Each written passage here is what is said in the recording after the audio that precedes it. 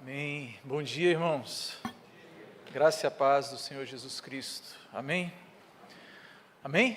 Amém. Bom nós estarmos aqui mais uma manhã para louvar o nome do nosso Deus. Eu gostaria de convidar você a abrir a sua Bíblia comigo na primeira epístola de Pedro, no capítulo 1.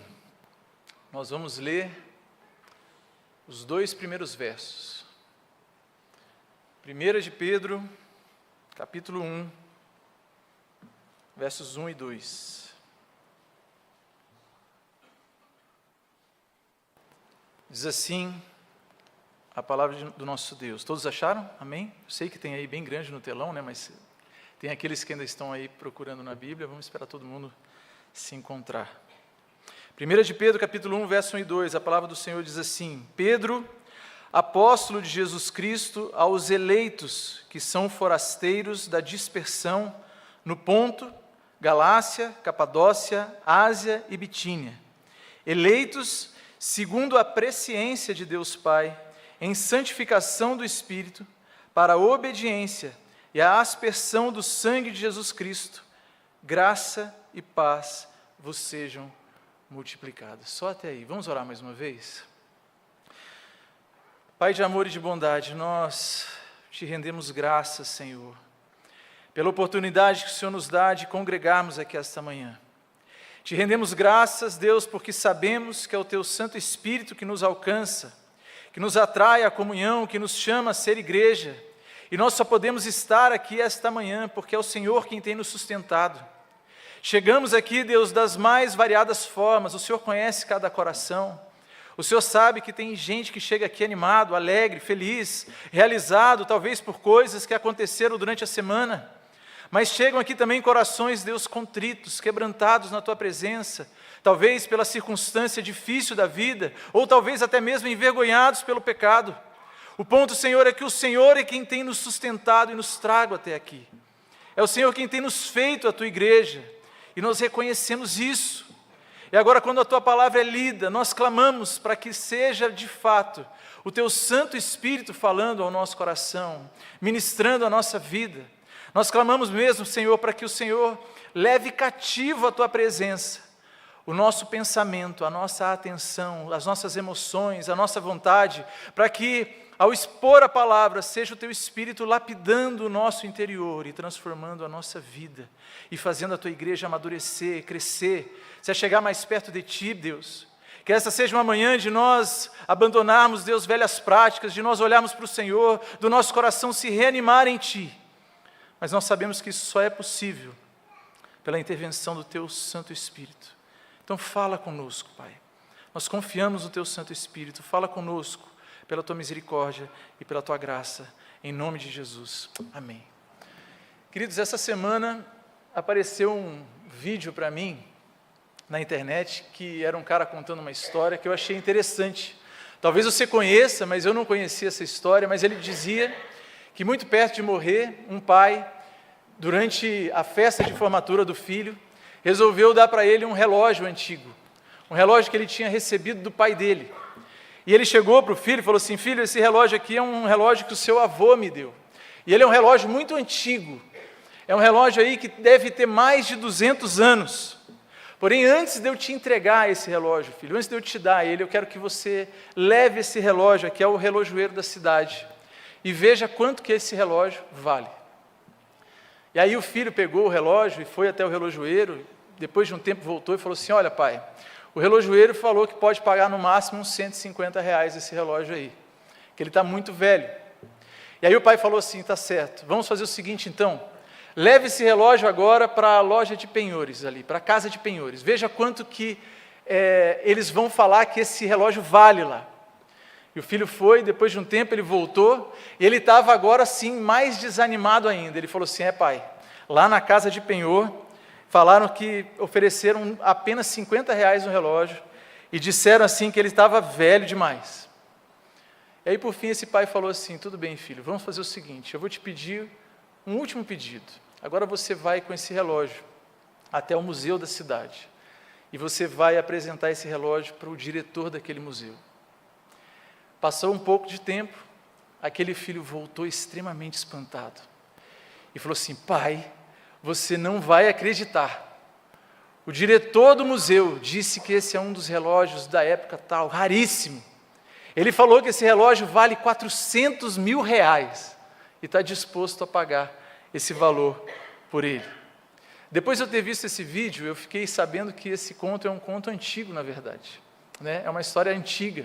E, na verdade, a moral da história é para que ninguém se detenha no lugar onde não te valorizam. O pai, na verdade, no final da história, ainda explica isso para o filho, fala assim, olha, eu queria que você percebesse que no lugar certo, vão te avaliar da forma certa, então você não deve escolher o lugar errado para estar. E se você escolher o lugar errado, não se revolte porque não te valorizam, porque você está ali no lugar errado, mas quem conhece o teu valor vai te apreciar e você vai saber qual é o lugar certo para você. E está certo que essa era a moral daquela história, mas esse vídeo me fez ficar pensando, na verdade, no relojoeiro e no cara da casa de penhor. Eu fiquei pensando em como nós somos suscetíveis a quando nós não entendemos a identidade de algo, quando nós não conhecemos o propósito de alguma coisa, ou quem é, ou de fato o que é, nós não damos o verdadeiro valor. Tinha uma outra história que eu lembrei, mas eu nem coloquei aqui para contar, mas que você pode pesquisar depois na internet, é uma história verídica que aconteceu em 2022, na Escócia. Turistas encontraram a rainha Elizabeth, só que ela não estava vestida como rainha, estava com o seu motorista, e eles não reconheceram ela, eles não sabiam quem ela era. E aí, quando ficou sabendo que aquele homem era o motorista da rainha, eles pediram para a rainha tirar uma foto deles com o motorista. Eu fico pensando nesses turistas depois descobrindo isso, que eles podiam ter tirado uma foto com a rainha e tiraram a foto com a motorista da rainha, mas não reconheceram quem ela era.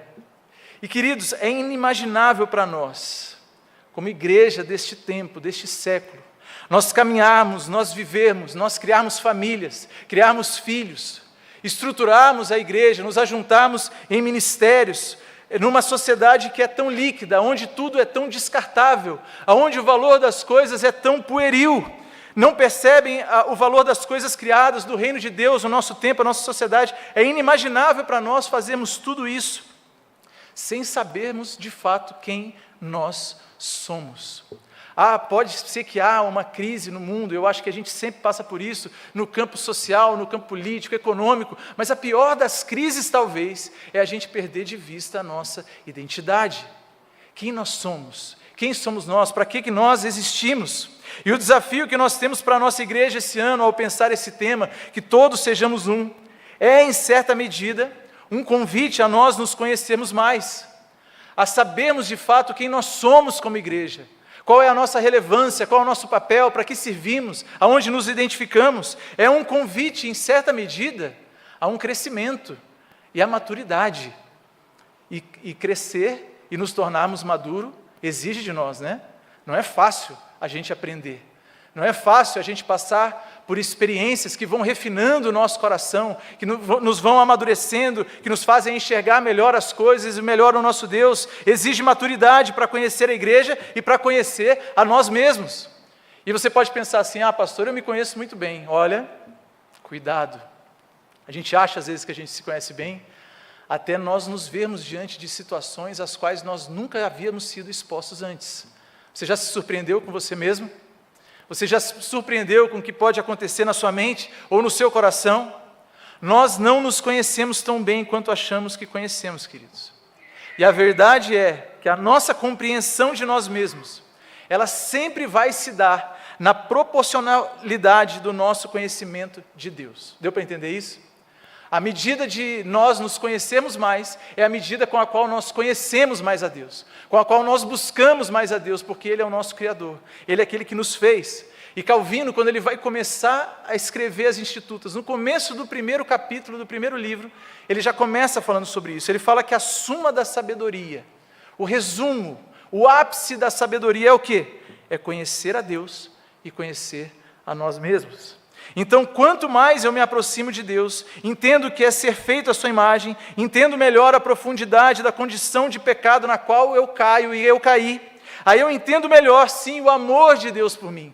Aí eu entendo melhor, sim, a graça de Deus por mim e a obra redentiva dEle, o que Ele fez, o que Ele faz e como Ele me sustenta. Então, queridos, estamos sendo desafiados esse ano, eu queria que você tivesse isso em mente. Eu queria que você, como Igreja Presbiteriana Central de Curitiba, você tivesse em mente este desafio esse ano, de estarmos sendo desafiados a crescermos no conhecimento e na maturidade cristã. Você topa esse desafio aí? Amém? Nós somos desafiados a isso. E até mesmo porque, queridos, isso não é uma demanda desse ano, né? Essa é uma demanda urgente para a igreja.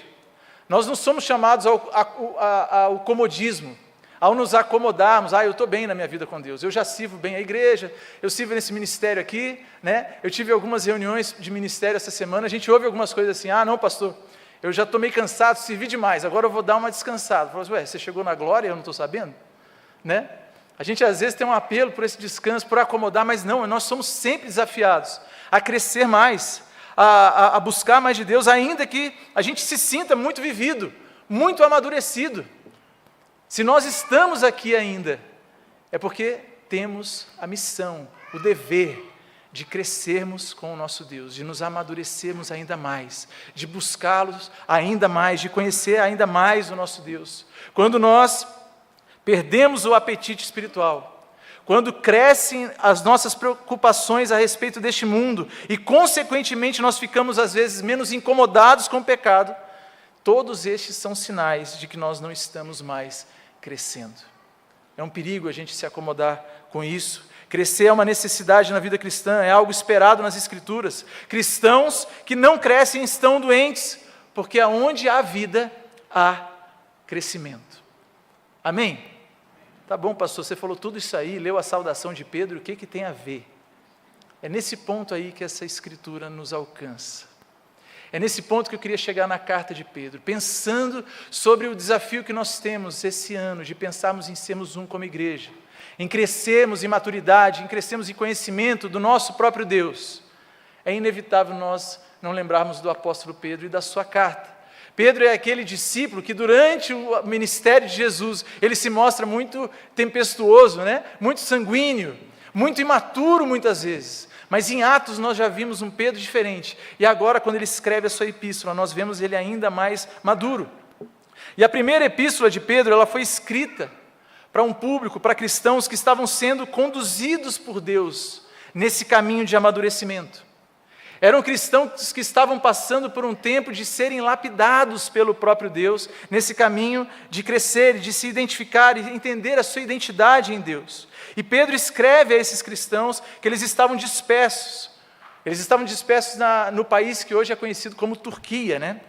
E quando Pedro escreve essa carta, quando ele está escrevendo aí, nós estamos ali nos anos 60 do primeiro século da era cristã, numa região da Ásia Menor, entre a Europa e a Ásia, né, onde fica ali mais ou menos a Turquia. O movimento cristão já tinha ali os seus 30 anos de existência, mais ou menos, já havia se espalhado por alguns lugares.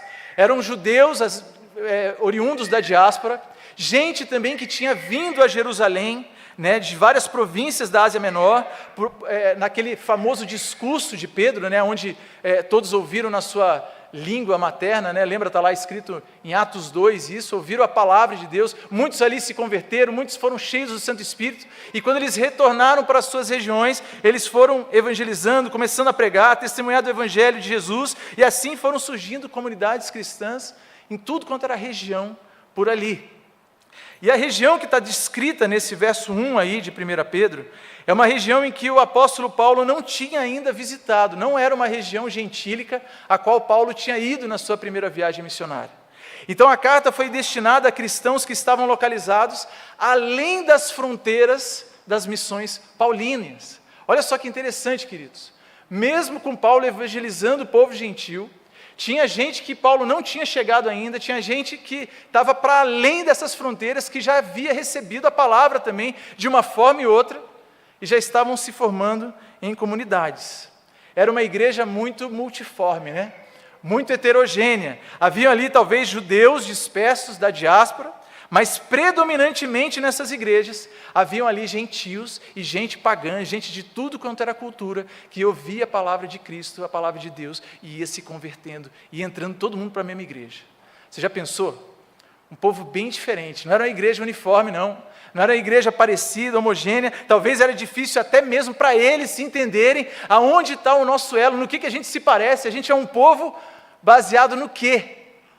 apenas em Cristo Jesus, e é o que já vale. Não tinha um elo cultural, não tinha nada que os identificava mais aparentemente, por isso o mundo não os compreendia. Alguns de fora da fé ali poderiam começar a olhar para a fé cristã com estranhamento, falando assim, eles devem estar se juntando, é um povo tão diferente, para fazer o quê? O que será que eles estão tramando? Então ser cristão não era algo confortável, ser igreja não era algo simples, a fé ela não era socialmente algo vantajoso, não era uma coisa assim popular, que valia a pena, que todo mundo queria assim, não, era muito pelo contrário, a igreja começava a experimentar ali o peso de viver à margem do que era a sociedade do Império Romano que vinha crescendo. E isso podia, sem dúvida alguma, levantar a tentação no coração do povo, né, queridos?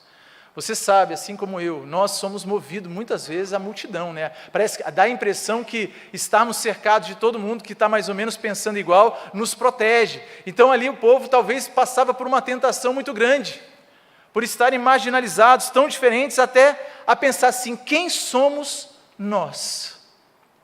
Quem somos nós? E talvez em uma certa medida nós vivemos isso aqui hoje também. Eu tenho certeza que se eu perguntar aqui, quem aqui é do norte do país, vai ter gente aqui do norte. Quem é do nordeste, do sul, do centro-oeste, talvez tenha gente que nem é do Brasil, tantas culturas, criações diferentes, mas quem somos nós, como igreja? E aí Pedro escreve para formar esse povo, um povo capaz de permanecer fiel nesse cenário. Pedro não escreve para esse povo a fim de prometer uma facilidade, mas ele faz algo profundamente pastoral. A palavra de Pedro, e por isso que eu queria me deter aqui na saudação dele, não é do que eles deveriam fazer em relação ao cenário ao qual eles se encontravam, mas sim quem eles são. Essa é a saudação da carta. E é o tema de hoje que eu queria que nós meditássemos. Quem somos em Cristo Jesus? Quem somos nós? Quem é nós como igreja, como povo de Cristo? E o mais espetacular é que Pedro não escreve como alguém que sempre foi maduro, que sempre soube disso. Ele escreve como alguém que foi transformado. O Pedro impulsivo dos evangelhos, o Pedro que prometeu fidelidade, falhou. Agora ele escreve como um homem moldado pela graça, restaurado pelo Cristo ressurreto e amadurecido pelo Espírito. Então, quando nós caminhamos por essa carta, nós sem dúvida caminhamos com Pedro e aprendemos com alguém que conheceu a imaturidade, mas que foi conduzido à maturidade por Cristo Jesus. E eu queria destacar aqui 4 pontos que estão nessa saudação, sobre quem somos nós em Cristo Jesus. O primeiro deles é que somos escolhidos pela graça divina. Olha lá, se você tiver com a sua Bíblia aí, olha o que o texto diz. Pedro, apóstolo de Jesus Cristo, e aí ele dá o primeiro adjetivo, aos eleitos. Pedro inicia sua carta afirmando algo que define toda a identidade cristã. Aqueles irmãos, a despeito de toda e qualquer coisa, são eleitos por Deus, são eleitos pelo Senhor. E eu sei que no nosso tempo de hoje, a gente falar esse termo, né? Nós falamos aqui sobre eleição, falamos sobre aqueles que são eleitos em Cristo, talvez pode suscitar um tanto de discussão teológica, mas os apóstolos não tinham zero dificuldade de falar sobre eleição. Tinham zero dificuldade em entender e interpretar que todos aqueles que encontravam salvação, pelo genuíno arrependimento, eram eleitos, pertenciam a Deus, haviam sido escolhidos, foi o próprio Deus quem chegou até eles, e não eles que tinham chegado ao próprio Deus. E como eu já ressaltei aqui, Pedro está escrevendo para essa igreja, formada de judeus, formada de gente pagã que estava se convertendo, e formada de gentios. E gentios aqui, queridos, não é só um único povo, né? Nós mesmos aqui, dentro dessa nomenclatura, nos encaixaríamos aqui como os gentios também. Mas só dentro desse rótulo de gentios, havia uma diversidade gigante de culturas, de tradições. Então, era uma formação completamente heterogênea, ainda mais nessa região da Ásia Menor, onde tinha um fluxo gigante de viajantes. E aí Pedro fala assim, vocês são os eleitos. Todos vocês são os eleitos. E essa palavra, ela não é casual, ela nos identifica. E eu queria que isso chegasse ao nosso coração aqui essa manhã.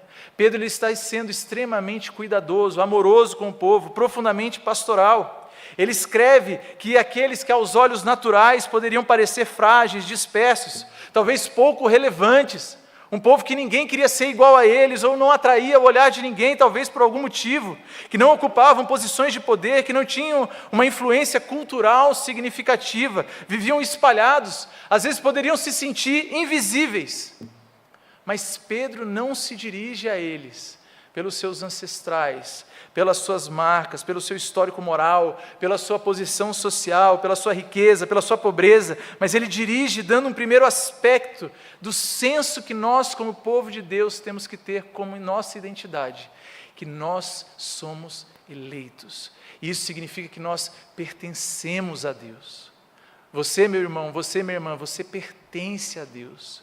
Ele te comprou, Ele te salvou, Ele veio até você. Se você hoje pode cantar que você ama a Jesus Cristo, que você entrega a sua vida por Ele, é porque Ele se achegou até você, Ele pagou o preço, Ele construiu a ponte, e você agora pertence a Ele. Isso tem que permear, fundamentar quem nós somos. Muito mais do que aquilo que nós fazemos, do que a profissão que desenvolvemos, isso tem que estar claro diante de nós, a quem nós pertencemos. Isso tem que encher o nosso coração. Independentemente de onde você veio, de qual é o seu histórico familiar, por onde você passou ou o que fizeram com você, não importa se você está longe ou se você até se sente sozinho e por vezes invisível, fraco, irrelevante, você faz parte de um povo que pertence ao Criador do universo. Ele que veio, derramou o seu sangue para que você fosse povo dele, para que você fosse o corpo de Cristo. E pensar em pertencer a este Deus, estando em Cristo, sabe o que me lembra isso, queridos? E me lembra de Jesus orando por nós. Você sabia que Jesus já orou por você?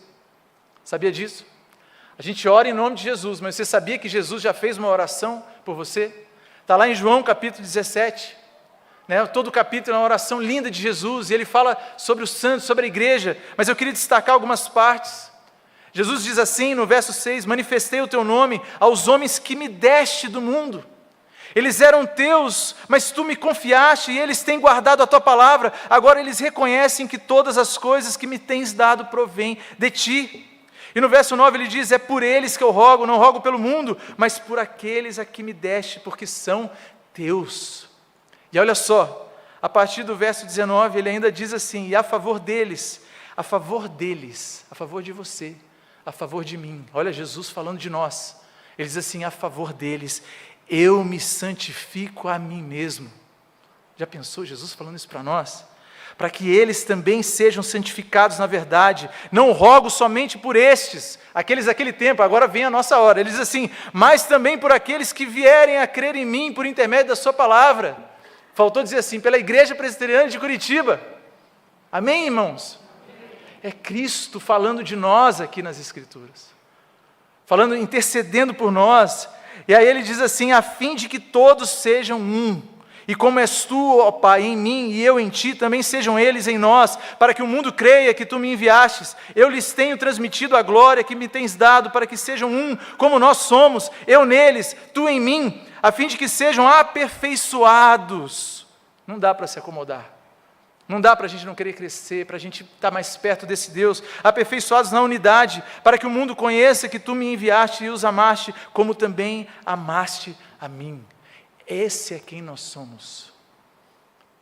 Antes de você ser advogado, antes de você ser engenheiro, antes de você ser dona de casa, antes de você ser esposa, mãe, pai, marido, filho, primo, antes de você ser qualquer título que você já recebeu na sua vida, você é eleito de Deus. Amém? Você pertence a Ele. E ter essa consciência a respeito de quem nós somos em Cristo, de que foi Ele quem nos escolheu, nos atraiu, e de que nós pertencemos a Ele, deve nos ensinar algumas coisas. Deve nos trazer a segurança independente da circunstância. Saber que nós pertencemos a Deus, saber que nós somos eleitos, que Ele nos escolheu, que Ele veio até nós, deve trazer segurança na nossa vida, independente da circunstância. Se pertencemos a Deus por uma eleição graciosa, a nossa identidade ela não oscila com sucesso ou com fracasso, com aprovação ou com rejeição. Entende isso? A nossa identidade está firmada em quem nós somos em Deus. Saber que pertencemos a Deus reanima os cansados. Tem que nos reanimar. Fortalece aqueles que talvez estão vivendo um tempo de dúvidas, de temores. tem que trazer essa segurança ao nosso coração. A eleição, queridos, ela não é uma doutrina para uma especulação fria, para uma discussão teológica fria, mas ela é um fundamento para a confiança, para descanso e para a renovação espiritual. Saber disso, que nós somos escolhidos também pela graça divina, também deve nos fazer humildes e gratos. Nós não pertencemos a Deus, nós não fazemos parte do povo de Deus porque nós somos muito bons, porque nós somos muito bonzinhos, porque nós fizemos boas escolhas espirituais, porque eu que li a Bíblia e conhecia Cristo. Não, não é por isso. Não pertencemos porque fomos mais fiéis do que outros. Não tem diferença alguma. Nós não pertencemos porque resistimos melhor às pressões do mundo. Mas nós pertencemos porque Deus veio até nós e nos chamou. Ser eleito, entender isso, que nós pertencemos a Deus, não nos torna superiores a ninguém. Ao contrário, nos torna gratos a Deus. Destrói qualquer lógica do mérito. Nos lembra que nós estamos em Cristo unicamente pela graça. E aonde nós compreendemos isso, o orgulho no nosso coração é vencido. Às vezes a gente deixa de servir na igreja em algumas áreas porque o orgulho está no nosso coração. Às vezes a gente fala assim, não vou fazer tal coisa. Você viu como fulano falou comigo? Beltrano nem me cumprimentou aquele domingo direito, não fez isso, não fez aquilo. E quando a gente vê, a gente está cheio de orgulho. E às vezes, meu irmão e minha irmã, ter orgulho no coração é não entender quem nós somos de fato. É exigir um pouco de nós a maturidade, o crescimento em quem nós somos em Cristo Jesus. Fomos eleitos, fomos escolhidos, pertencemos a Ele, por mérito todo dEle. E isso deve trazer paz ao nosso coração e humilhar todo e qualquer orgulho. Mas não só isso, saber essa verdade também deve nos fazer perseverantes em tempos difíceis. A eleição, ela nos ensina que Deus não apenas nos chamou, mas se comprometeu conosco. Ele fez um compromisso comigo, com você. Ele não só nos salvou, mas Ele está junto conosco. É o que sustenta a nossa fé, mesmo quando a obediência às vezes custa caro. Eu sei que às vezes você sai daqui pensando assim, eu preciso obedecer a Deus, eu preciso ser mais fiel, e falha por vezes, mesmo quando custa caro, é Ele quem nos sustenta. E isso deve alimentar o nosso coração de uma forma a qual nós podemos alimentar boas esperanças para o futuro. Eu lembrei aqui do Tim Keller.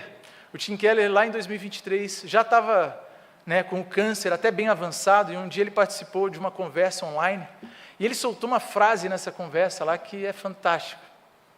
Ele ali com câncer, já vislumbrando ali os últimos dias de vida, ele fala assim, olha, para mim é simples, se Jesus Cristo realmente ressuscitou dentre os mortos, se Ele realmente se levantou, saiu do túmulo, Ele foi visto por centenas de pessoas, Ele falou com tanto de gente, se Ele ressuscitou dos mortos, tudo vai ficar bem.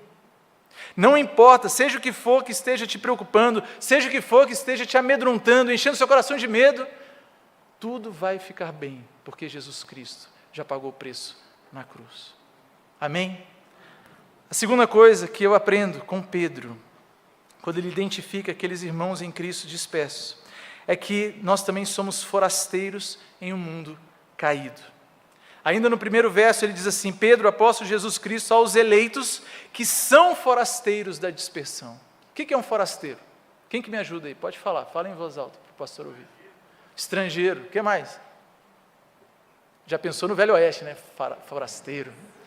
Eu sempre penso no Velho Oeste, alguma coisa assim. Mas a definição clara da palavra hebraica tem a ver com isso mesmo, é isso. Grega, significa assim, aquele que habita, aquele que está numa casa, mas que a casa não pertence a ele não pertence àquela casa. É mais ou menos quando você vai e fica hospedado num hotel, você dorme, toma banho, você está lá, você vive ali como se ali fosse o seu lugar, mas não é. Você não pertence, você sabe que vai passar, que você vai embora dali. E os cristãos, por definição, são moradores estrangeiros desse mundo. Lá na Galeria da Fé, depois de citar todos, o autor de Hebreus, ele fala isso, que morreram na fé sem ter obtido as promessas, vendo-as porém de longe e saudando-as e confessando que eram estrangeiros e peregrinos sobre a terra. Tem um autor chamado William Barclay, que ele diz assim, o mundo é uma ponte, o homem sábio passará por ela, mas não edificará sobre ela sua casa, pois o cristão é um exilado da eternidade. Queridos, existem algumas verdades que a gente precisa sempre revisitar. Parece que tem coisa que a gente sabe, que é claro, eu sei que eu sou forasteiro aqui, a gente fala, a gente canta, a gente proclama, mas na hora que a gente vai para a vida ao vivo mesmo, a gente está louco para fazer tenda, a gente está louco para se segurar. A gente está criando um tanto de ídolo, um tanto de coisa para falar assim, não, aqui se eu não for isso, eu não pertenço, se eu não for isso...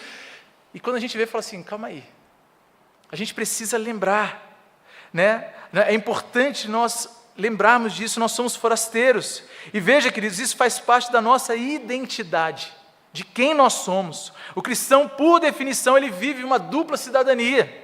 Nós somos habitantes desse ou daquele lugar. É verdade que às vezes conversando você reconhece, né? Fala assim, você só pode ser mineiro, você só pode ser goiano, né?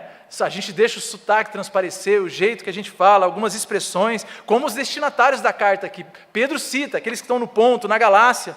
Mas ao mesmo tempo, nós somos cidadãos de um novo mundo de Deus, que, como ele diz aqui de maneira sucinta, aguarda para ser revelado. Então, ser forasteiro é algo difícil, não é algo simples. É uma sina mesmo, difícil, mas ao mesmo tempo é uma vocação gloriosa. E nós não vemos Pedro lamentando aqui, porque aquele povo era forasteiro, pela condição deles, porque isso resulta de uma sublime vocação. Essa identidade graciosa, queridos, de sermos forasteiros aqui, ela não nos tira do mundo, ela não tem que nos remover. Então eu sou estrangeiro, eu faço parte de outro mundo, então eu vou sair daqui, eu vou viver numa bolha, só com os crentes, só dentro da igreja. Calma, no céu, né, vai ser talvez mais ou menos por aí, você não vai precisar mais evangelizar ou algo do tipo. Mas entender isso não deve nos tirar do mundo, mas pelo contrário, vai nos ajudar a entender a nossa identidade de forasteiro, vai nos ajudar a entender como nós devemos viver neste mundo. Como nós devemos olhar para esse mundo. Nós vivemos no mundo, mas não pertencemos a ele. Os nossos valores, a nossa esperança, a nossa alegria, a nossa fome, nosso anseio, a nossa lealdade final, nada está aqui ou é moldado pelo sistema desse século. Nós somos cidadãos de outro reino. E ter essa consciência também deve nos ensinar algumas coisas. Em primeiro lugar, por exemplo, deve redefinir o estranhamento que às vezes nós causamos aonde estamos. Eu queria te dizer isso, meu irmão e minha irmã. Às vezes você como crente, você como cristão, você como discípulo de Jesus, você vai incomodar onde você está. Não tem jeito, tá? É claro que aqui a gente tem que fazer um equilíbrio, mas não tem jeito, você vai incomodar. Vai ter hora que a sua palavra ela vai ser assim, atravessada para a realidade da sociedade, do tempo. Quando nós trazemos o que é o conceito do reino de Deus, muitas vezes, como o reverendo Nivaldo falava essa manhã, nós trazemos assim algo que pode parecer de ponta cabeça, porque o reino dos céus, ele às vezes parece ao contrário dos padrões da cultura, do tempo e do mundo. Então, por vezes, nós vamos causar um estranhamento. Sem dúvida alguma, aquele que foi chamado por ele para fora do mundo, escolhido para ser propriedade exclusiva dele, vai se tornar compulsoriamente um objeto estranho no mundo, de uma certa forma. É como o próprio Cristo, ele fala que ele foi odiado pelo mundo, e lá em João 15, 19, ele diz, se vocês fossem do mundo, o mundo amaria o que era seu. Como todavia não sois do mundo, pelo contrário, dele vos escolhi, por isso o mundo vos odeia. Então o estranhamento do cristão, muitas vezes, ele não é um fracasso missionário. A gente às vezes acha que a gente tem que agradar todo mundo, a gente tem que diluir um pouco a fé. A gente tem que diluir um pouco o evangelho, porque senão a gente não alcança, e a gente começa a querer manipular, negociar algumas verdades, mas esse estranhamento ele não é um fracasso, mas ele é uma consequência natural de que você agora é leal ao seu Deus, de que agora você olha para esta outra pátria, porque nós somos forasteiros. É claro, querido, que isso aí é um equilíbrio, tá? Não estou falando para você ser aquele cristão que é chato, né? Aquele que é inconveniente, não é isso. A gente tem que ter o bom senso, a gente tem que pedir a Deus sabedoria, para saber transmitir esse reino com amor, com graça. E mesmo com amor, com graça, mesmo com empatia, às vezes as pessoas não vão entender. A pedra angular, que é o nosso Cristo, ela também é chamada na palavra de Deus, da pedra de tropeço para alguns. Vão ter alguns que vão tropeçar na palavra. Porque nós somos forasteiros aqui, então a gente tem que entender, a gente tem que lembrar disso, a gente não pode se frustrar quando a gente causa esse estranhamento, a gente não pode se frustrar quando a gente não negocia a palavra, e de repente parece que a gente foi mal visto, que a gente não foi chamado, que a gente não foi incluído mais por algo nesse sentido. Mas saber que nós somos forasteiros nesse mundo caído também deve redefinir o nosso amor pelo mundo. Mas como assim, pastor, redefinir? Entendemos que nós somos forasteiros não significa rejeitar o mundo, nem fugir da cultura. Como nós já falamos aqui, o reverendo Nivaldo também falou um pouquinho disso essa manhã, o culto das 9, depois você dá uma olhada no sermão lá, que está no nosso canal no YouTube. Nós não somos chamados a viver isolados, a fugir do mundo, mas significa reconhecer que a nossa cidadania última está em outro lugar, e por isso nós amamos ao mundo de uma forma diferente, como Cristo amou, com um olhar missionário, com um olhar apontando para o nosso próprio Deus, como um campo de missão, sem nos conformarmos, sem trazer os ídolos do nosso presente século para nós mesmos. É como Paulo escreve em Romanos também, para não nos conformarmos com este século. E é gostoso, né, queridos, muitas vezes a gente se espanta com a beleza do mundo. Tem coisa maravilhosa no mundo mesmo. Tem coisa bonita, tem coisa rica, tem coisa que a gente enche os olhos, a gente enche o coração, aquilo às vezes traz emoção para nós, mas a gente olha tudo isso sob uma perspectiva do próprio Deus. Eu tive a alegria na virada desse ano de ir com a minha família lá para Disney. Fui passear nos parques da Disney. Tem gente aqui que conhece bem disso, né? Foi bastante para lá. E aí, no final do dia, a gente estava lá olhando aquele show de fogos, né, do parque, né, aquele negócio bonito, e é de fato emocionante, né? Tem o show lá do Epcot, né, que vai falando das nações e dos povos, né, das barreiras, enfim. É aquele show de fogos bonito, e a gente vê ali por perto, tanta gente se emociona. E eu lembro que eu estava olhando aquilo, falando assim, caramba, se eu estou achando esse negócio aqui bonito, imagina quando eu ver a glória do meu Deus. Imagina quando a gente voltar para a nossa casa, para a pátria, imagina quando a gente de fato estiver diante dele, como isso vai ser maravilhoso, como isso vai encher o nosso coração. E sabermos que nós somos forasteiros aqui deve fazer isso. A gente olha para o nosso tempo, e a gente olha sobre uma perspectiva do reino, uma perspectiva do próprio Deus. Mas isso também deve nos ensinar, deve nos redefinir onde nós depositamos a nossa esperança. Ser forasteiro aqui nos impede, queridos, de absolutizar o presente, de achar que toda condição que foi posta é definitiva, que o sofrimento é final, quando a gente perde alguém, algum ente querido, alguma coisa, e fala, pronto, agora a minha vida acabou, e a gente se despedaça. Não. Lembrarmos que nós somos forasteiros aqui, é lembrarmos que a nossa esperança está no próprio Deus, é termos um olhar escatológico para o fim de todas as coisas, para saber que nesse mundo nós estamos passando por uma ponte de volta ao nosso Deus, que Ele é a nossa pátria real. Então, Pedro nos lembra aqui que nós somos escolhidos pela graça divina, que nós somos forasteiros em um mundo caído.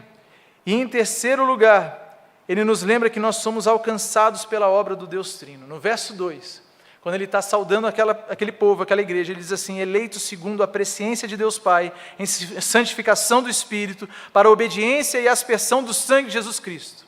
Então, se os dois primeiros pontos falam de quem nós somos e onde vivemos, Pedro agora nos mostra o porquê nós estamos seguros. Ele fala assim, a nossa identidade, a identidade da igreja, ela é trinitária. Ela é assim, ela parte da escolha, da presciência, do protoconhecimento, da providência de Deus o Pai, da separação, da santificação do Espírito e da reconciliação para a obediência, através do sangue de Cristo Jesus que é aspergido em nós. Então nós não somos forasteiros porque fomos esquecidos ou abandonados. Às vezes você pensa aí, poxa pastor, aquele povo estava sofrendo, eu estou me identificando aí, porque parece que eu estou sozinho, parece que eu sou invisível, parece que eu estou perdido, forasteiro mesmo. Nós não estamos nessa condição, nós não somos igreja. Aquele povo para o qual Pedro está escrevendo não estava como forasteiro disperso ali, porque havia sido abandonado por Deus, mas nós somos forasteiros eleitos segundo a providência de Deus. É tudo debaixo do controle, do cuidado dele. A eleição se concretizou na santificação pelo Espírito, e a finalidade de tudo isso é para que nós sejamos conduzidos a uma vida de obediência. E sempre debaixo do sangue de Cristo, porque eu sei que a gente às vezes tenta obedecer e falha. A gente tenta ser fiel a Deus e falha tantas vezes, e aí a palavra de Pedro fala assim, mas vocês estão debaixo do sangue de Jesus, e isso conforta o nosso coração. Queridos, essa frase de Pedro, ela é profunda e maravilhosa. Ao identificar aqueles irmãos dispersos, ele mostra que tal identidade não veio do nada nem por acaso, mas há um desígnio pré-temporal e amoroso de Deus o Pai. Ou seja, Deus fala assim, eu sei quem vocês são, eu sei o que vocês estão passando, o que vocês estão vivendo, por onde vocês estão indo. Eu sei porque eu estou no controle de todas as coisas, porque eu estou aqui, eu estou vendo vocês aí, eu estou participando do que vocês estão vivendo. Há sabedoria nisso, há o poder de Deus, há uma condução do próprio Deus. É como se Pedro estivesse dizendo assim: vocês precisam saber quem vocês são aqueles a quem Deus ama e conhece. Deus sabe que vocês estão aí, aliás, Ele age por meio da sua divina providência em tudo. Antes de vocês nascerem, Ele salvou vocês, escolheu, chamou vocês para a maravilhosa glória e luz dEle, antes de vocês existirem. Por isso, Ele separa vocês pelo Santo Espírito, para que vocês aprendam a viver em obediência. E nessa caminhada de tentativa e erro, vocês estão sempre sob o sangue de Cristo Jesus. Uma vez que qualquer tentação ao nosso coração, de desistirmos, de nos enfraquecermos, possa subir a nossa vida, pode nos tentar de fato, nós devemos lembrar dessa faceta da nossa identidade, que nós somos alcançados pela obra do Deus Trino. Nós somos alcançados por Deus Pai, Deus Filho, Deus Espírito Santo, e somos cuidados por Ele, segundo a sua providência. Pedro aqui, ele resume, queridos, toda a história da redenção. Ele nos leva lá do decreto eterno de Deus, até a aplicação histórica pelo Espírito, o sacrifício do Filho, mostrando que a nossa fé, ela não repousa no achismo, ela não repousa numa emoção, numa estrutura humana, mas numa obra completa de Deus.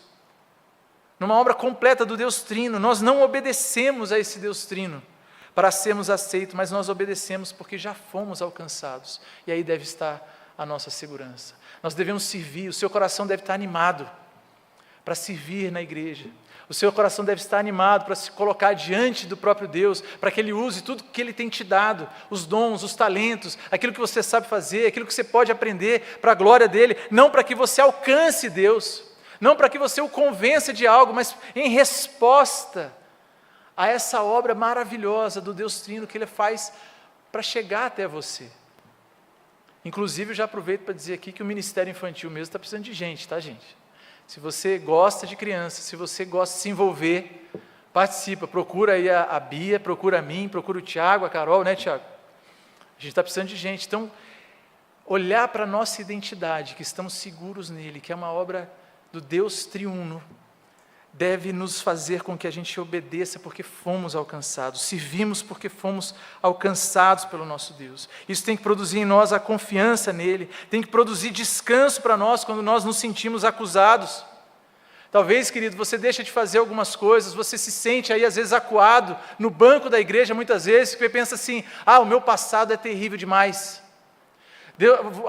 As pessoas vão se escandalizar se souberem o que eu já fiz, como eu vivi, a culpa que às vezes assola a sua vida, o seu coração. Pedro está falando que na nossa identidade há uma obra do Deus triuno, a qual passa pelo Pai, pelo Espírito, mas que é aspergido pelo sangue de Cristo Jesus, onde nós encontramos o perdão dos nossos pecados. Isso é quem nós somos, amém, queridos? E deve produzir uma obediência como resposta a esse amor de Deus, não ansiosa, mas confiante.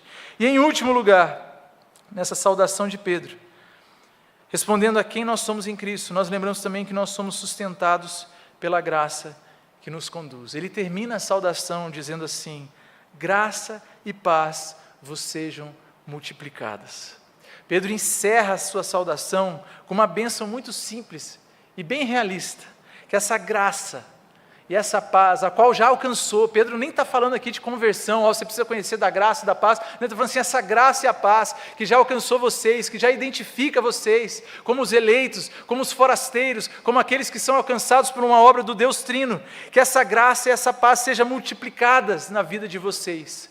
Pedro escreve isso porque ele sabe que não é fácil, que a nossa fé, a nossa vida, a nossa firmeza em obediência, ela não vai se basear apenas numa experiência. É muito gostoso, a gente se reanima quando a gente participa de um culto bacana, quando a gente participa de uma conferência legal, parece que aquilo enche o nosso coração, mas Pedro sabe que não se baseia nisso a nossa caminhada, porque ela é longa, porque ela é dura, porque ela tem obstáculos. Ele sabe que essa peregrinação ela vai ser extensa, ele sabe que viver como forasteiro cansa, sabe que o coração humano é frágil, ele sabe que o entusiasmo inicial não sustenta uma fé perseverante, mas o que sustenta é a graça diária, renovada, multiplicada. Por isso ele não deseja apenas a graça e a paz, mas ele deseja que essa graça e essa paz sejam multiplicadas. Porque a graça, queridos, ela não é apenas o ponto de partida da nossa vida cristã. Ela não é só pela qual nós fomos alcançados e entramos, agora fazemos parte do povo de Deus, mas a graça é o ambiente em que a gente vive todos os dias. Sempre, todo dia de manhã, é a graça, é a misericórdia de Deus que se renova sobre a nossa vida. Quando nós acordamos, quando nós vamos nos deitar, quando nós fazemos planos, quando as coisas não estão tão bem. Lembra do apóstolo Paulo clamando a Deus para que tirasse um espinho da carne? Qual foi a resposta de Deus para ele? A minha graça te basta, porque o poder se aperfeiçoa na fraqueza.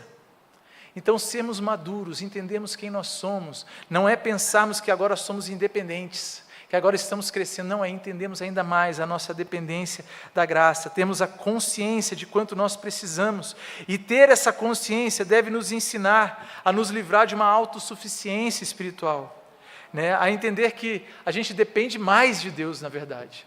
Fala assim, pastor, quanto mais eu leio a Bíblia, quanto mais eu busco a comunhão com os meus irmãos, quanto mais eu sirvo na igreja, eu me sinto menor, parece que eu me sinto cada vez menos capaz, mais necessitado. Amém, aleluia, glória a Deus, sinal que você está crescendo. Seria pior se fosse ao contrário, não, eu sou autossuficiente, eu já estou aprendendo a fazer. Oi, Espírito Santo, nem preciso ir na igreja hoje deixa comigo. Né? Não é bem assim, não é por aí, é ao contrário. Então nos livra da autossuficiência, também nos dá perseverança quando o caminho é longo e nos ensina a viver com humildade e com esperança diária. Quem somos nós em Cristo Jesus, queridos?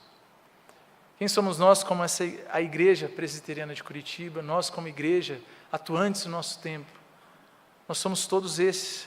E se nós somos escolhidos pela graça, se vivemos como forasteiros, se somos alcançados pela obra do Deus Trino e se somos sustentados diariamente pela graça, então tudo converge para uma única realidade, a nossa vida inteira está centrada em Cristo Jesus. Nada do que somos pode ser compreendido fora de Jesus. Amém? Nada do que você é pode ser compreendido fora de Cristo. Tudo que nós somos só se encontra nele.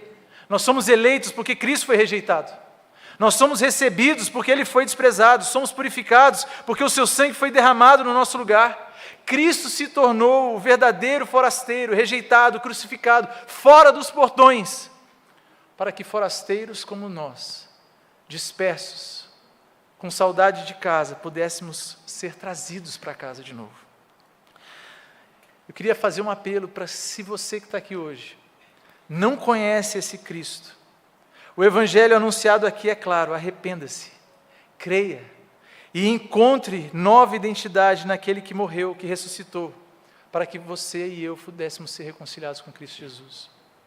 Mas queria fazer um apelo também para você que conhece a Deus, que já crê. Esse Cristo hoje ele é apresentado novamente a nós. Novamente nos traz à memória quem nós somos, quem Ele é, para quebrantar o nosso coração, para renovar a nossa confiança, para fortalecer as nossas convicções e para nos encorajar a viver uma vida piedosa. Não com medo, mas com amor. Crescendo em maturidade, aprendendo e conquistando, vivendo o amor de Deus por nós, lembrando quem nós somos em Cristo Jesus. Amém?